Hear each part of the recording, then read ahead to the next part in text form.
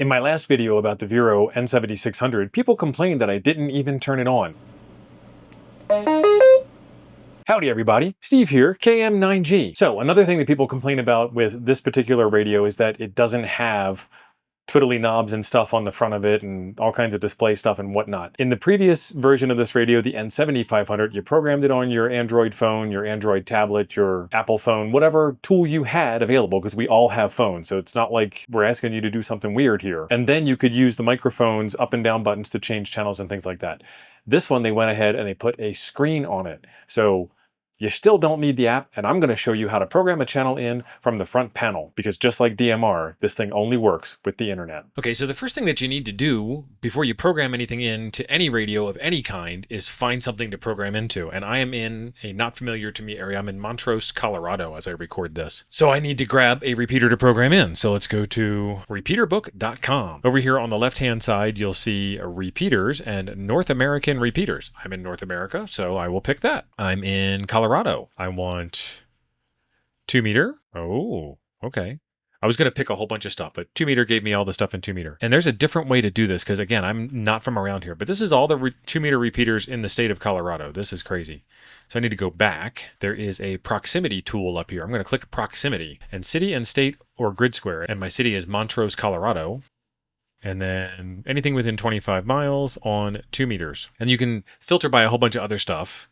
So I could do FM, which this radio does FM, or I could pick DMR, D-Star, M17, etc. if I had any of those radios, which I do, but I don't have them connected right now. That's not the point of this video. Oh, and they have features, so I can pick any one of these features. These are checkboxes, and then there's radio buttons where it's this or this, as opposed to this and this. So that's the difference between a checkbox and a radio button. Anyway, I'm going to leave all the rest of that stuff blank, open repeaters only, and I'm going to hit search. And there's one, and it's in Montrose. It's right down the street, 0.01 miles from, it's 0.01 miles away from Montrose, in Montrose. Okay, so this is the details here, but I'm going to click on the frequency, which is going to give me some more information. So we've got a downlink of 146.91000. This is the first frequency you program into your radio. And then you set an offset, or you type your uplink frequency in. This radio allows you to do both. I don't know which one I'm going to do. The offset is 600 kilohertz or 0.600 megahertz, and it is negative. These are important things to note. And then you have an uplink tone and a downlink tone of 107.2. This means that unless I transmit this subaudible tone, meaning I can't hear it, unless I transmit this tone, the repeater is going to ignore me. It will receive my signal, but it will actively ignore it. And the same thing with the downlink. On the downlink side, you really don't need to program this in. You should, in case somebody is trying to transmit on the downlink and you are trying to ignore them and only get repeater traffic. And then it's in Montrose. It's got a call sign KC0UUX, so we'll need to test that. It is open, and the status is green. Now, one more thing you have to worry about here is last updated. This was last updated 4 years ago in October of 2021. It was last reviewed in September of 2023, and as I'm recording this, it's July of 2025. So this repeater may actually be offline. So if you program this whole thing in, and you key up and give your call sign, and you get no response back, it could be that it's just old data that's worn out. This is the only repeater that's within 25 miles of me. I'm going to go ahead and give it a shot, and then we'll try and open up a little bit farther than that. And maybe I'll even be able to get it on the dummy load in the shack because it's so close to where I am. I don't know. Let's get back over to the bench. All right, so we're going to go through here. That is really loud.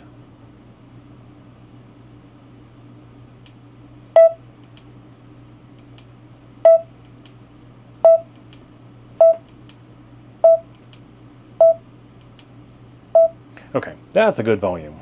So let's get this thing programmed in. There are a bunch of buttons here on the front of the radio.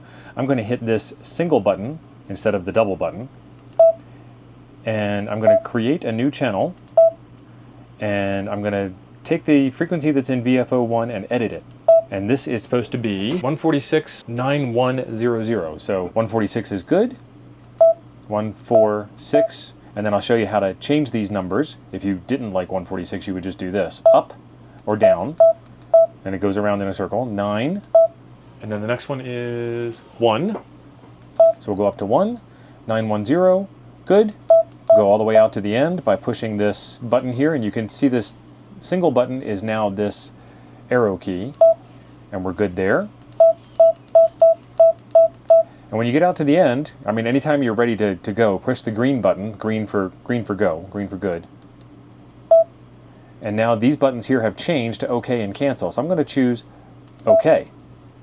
Good. And I'm going to hit the green button to pick this.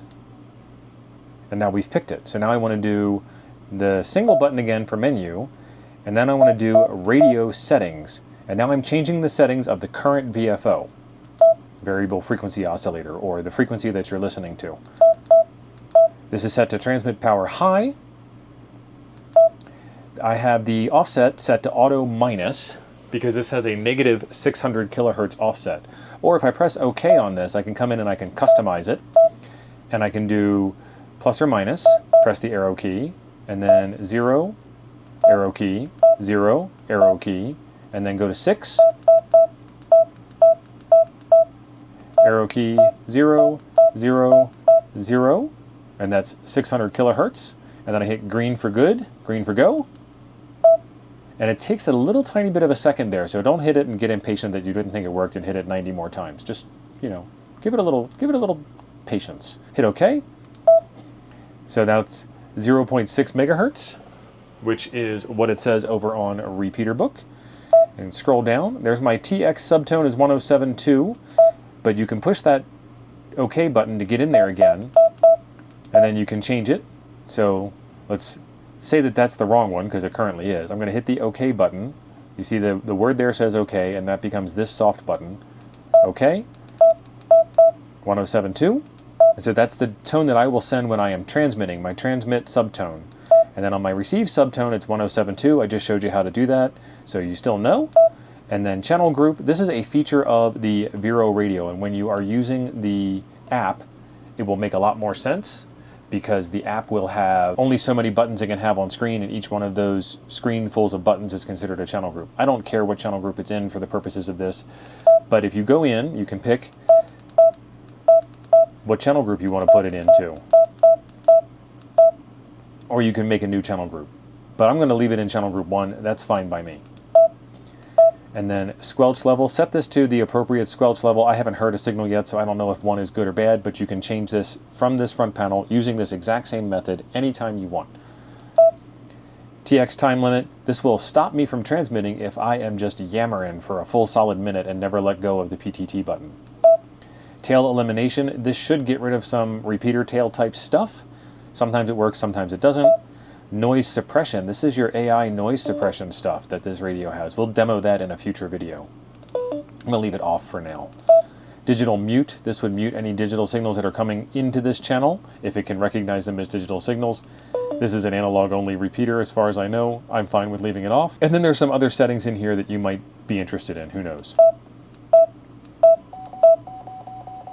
That is my all-star node keying up in the background. So, nothing to see here. Okay, so now that we've got all that done, I'm going to hit return, and then I'm going to go up and I'm going to save to channel.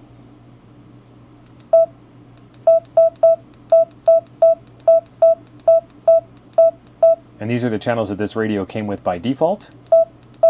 So I'm going to pick channel 15 because that's the one that I practiced on, so I could do this video for you, and I'm going to select it. And we have now saved it. So if I hit return, that's 146.910. You can see the minus CTC for my encoding. And if I key up, you're going to see this change to minus 600, so 146.3. And I have now transmitted out of the radio into a dummy load. So I have not received any signal back as a result of that. So we got to get this thing outside to prove that this works or doesn't work. That's my Abri antenna. Just flap it in the breeze. Let's try it with a real antenna. No response. Nope. No dice on this repeater. Sir, I can explain if you would just give me a moment. No, you can't. Don't even try. Okay, so we get to do it all over again. I picked another repeater that's a little farther away. This one might be too far away. It's 29 miles. So if they're up on a good hill, they might be doing pretty good.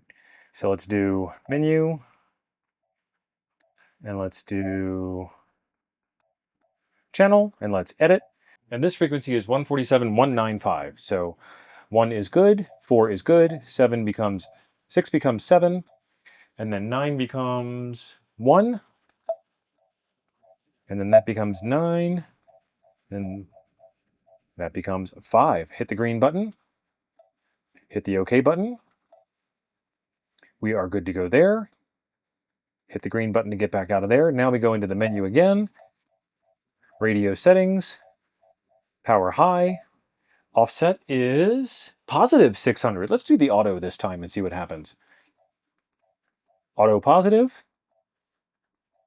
TX subtone is 107.2 for uplink. And then receive doesn't say anything at all.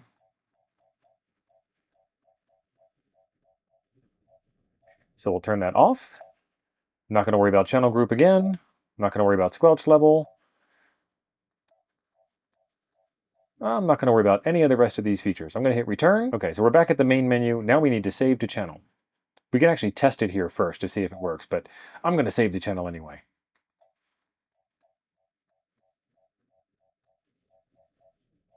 "15 is the one that we put in for the Montrose repeater that's not working for me. 16 is empty. Select.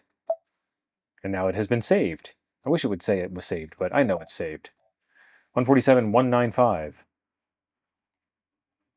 And that repeater also doesn't work. But the positive offset automatically works. Where's the kaboom? There was supposed to be an earth-shattering kaboom! Okay, so after a little more trying, I found a repeater that works. Let's program this one in again. That's 3 times. This one was last updated April Fool's Day, 2024. Nice. So let's do the same thing. We're going to hit the single button to get in, and I want to do channel. And now I'm on VFO1, so I want to hit edit. And this one is 447200. So I need to go up. 447200.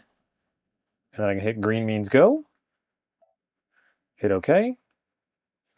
And then that's good. So we go back into menu. We go into radio settings. We hit OK.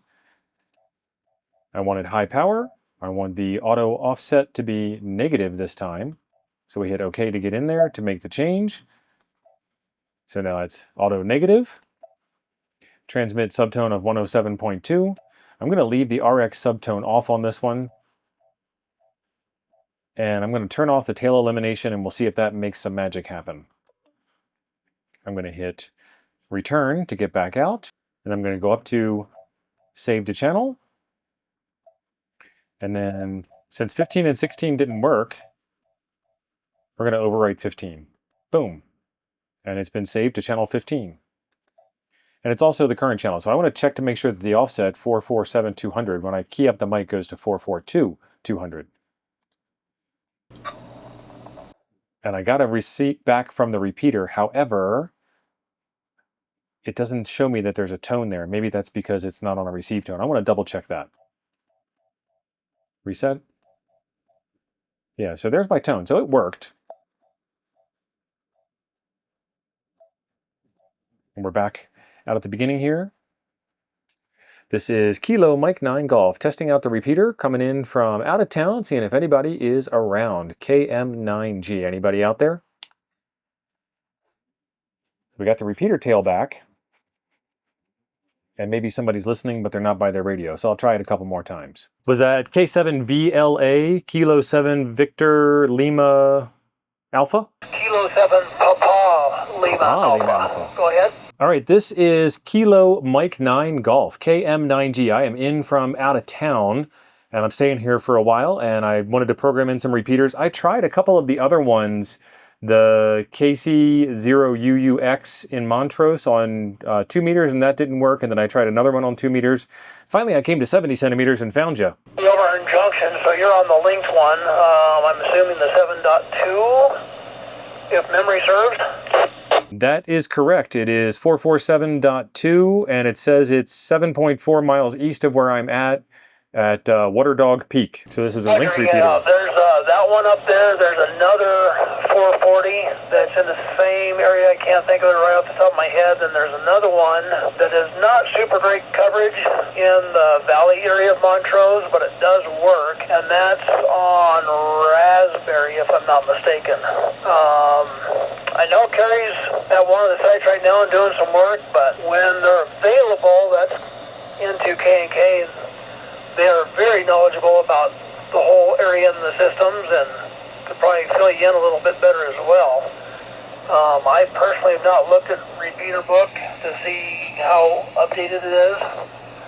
But yeah, this one definitely works and has a pretty good wide area coverage and links back to several different sites, including Gunnison, or no, the other one, the other 440 up there connects to Gunnison and Mesa and all over the place. Oh, that's pretty good. I saw Arbery beaconing APRS a while back, and I didn't know what it was. So it sounds like it's Raspberry, which is a local repeater you guys have. Non-magnetic trucks. And you can kind of see the wind that I'm working with here.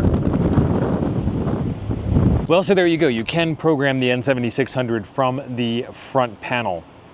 I had to try 3 different repeaters. That's kind of the way Repeater Book works. Repeater Book website and the Repeater Book cell phone app use the exact same database, so it wasn't that one had different information than the other. It was just that was the third repeater and that was the third one that worked. So if you try it the first time and it doesn't work, don't get discouraged, just add a second one in. It also gave me an excuse to show like 3 times in a row how to do the thing. And if you kind of fumble your way through it, you'll figure it all out. So make sure you're subscribed for the upcoming video on the N7600 and its AI noise suppression. I'm also gonna do a stream with Jason at Ham Radio 2.0 about the cloud linking feature that this radio has, because I don't know how it works. So we'll probably do that on like a Monday Night Nuggets or something like that, where we just figure stuff out as we go along, or maybe we'll do it on his channel, or maybe we'll do it on both, who knows. But make sure you're subscribed to see when that pops up and when that comes out, and join us. And you know, if you have one of these radios and you know how it works, then you can tell us all about it in the chat and make this a pretty productive evening for us, because otherwise we're just going to do it cold. We're just not going to know what we're doing and go straight into it, and who knows. If you like what you see about this radio and you want to see more about this radio, there are some links in the description down below. There's even a discount code for you down there, so be sure you scroll on down and check all that stuff out. Otherwise, there's a video right here I think you might enjoy next. Thanks for being awesome. I'll see you over there.